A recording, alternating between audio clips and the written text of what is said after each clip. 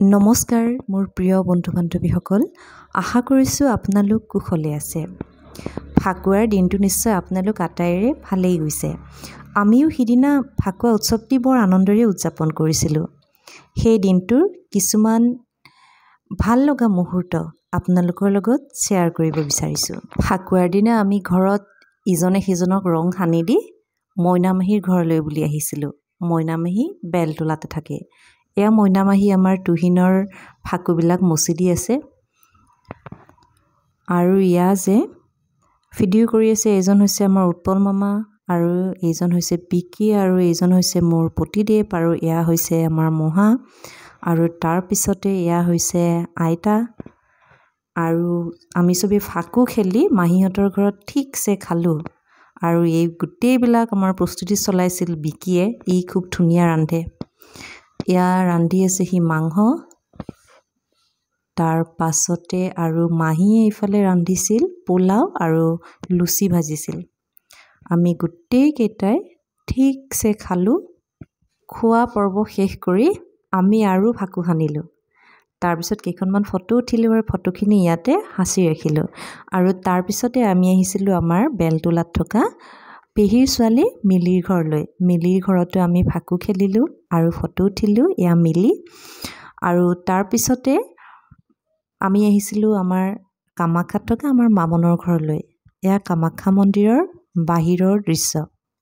ভিডিঅ'টিৰ মাজত চাবচোন, কামাখ্যাত কেইজনমান সৰু সৰু ল'ৰা ছোৱালীয়ে এনেকৈ ফাকু খেলিছে, সিহঁতৰ কেৱল চকুকেইটাহে ওলাই আছে, দেখিলেই কিবা মৰমে লাগি যায়। মামনহঁতৰ ঘৰলৈ আহি থাকোঁতে আমি বাটতে ৰুহি, উৎপল আৰু পপৌদা বৌহঁতক লগ পাইছিলোঁ। পপৌদা বৰ ফূৰ্তিবাজ মানুহ। এই পপৌদাৰ অকণমান মই ইয়াতে কথাও ৰাখি থৈ দিছোঁ। মোৰ বৰ ভাল লাগে দাদাৰ কথাকেইটা।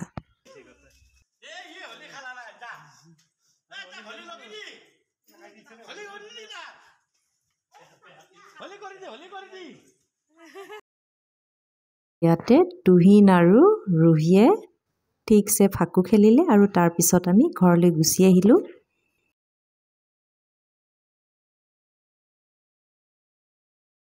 ঘৰলৈ অহাৰ পিছত দাদাই আমাক আমাৰ গাঁৱৰ খৰি ফুৰোৱা উৎসৱৰ ভিডিঅ' দিছিল, আৰু সেয়াও আপোনালোকক দেখুৱাবলৈ বুলি লৈছোঁ।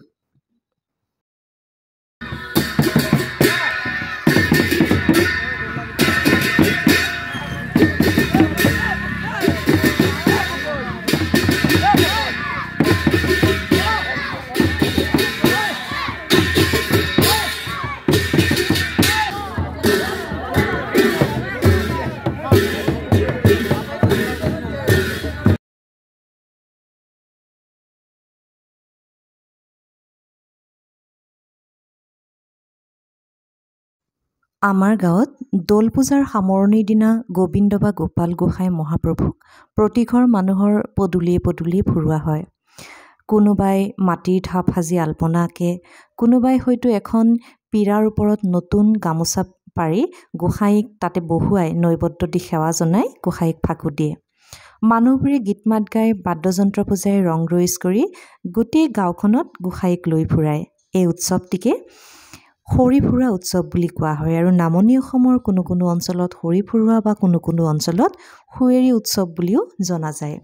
শেষত ঘুনুচাৰ দুৱাৰ বন্ধা কাৰ্য কৰি আমাৰ গাঁৱৰ কালী মন্দিৰত আৰু দেহাৰগুচি গাঁৱত গোটেই অঞ্চলটোৰ যিমান দৌল পূজাৰ গোসাঁই আছে চব একেলগ কৰি মানুহবোৰ গোট খাই নাম কীৰ্তন কৰে।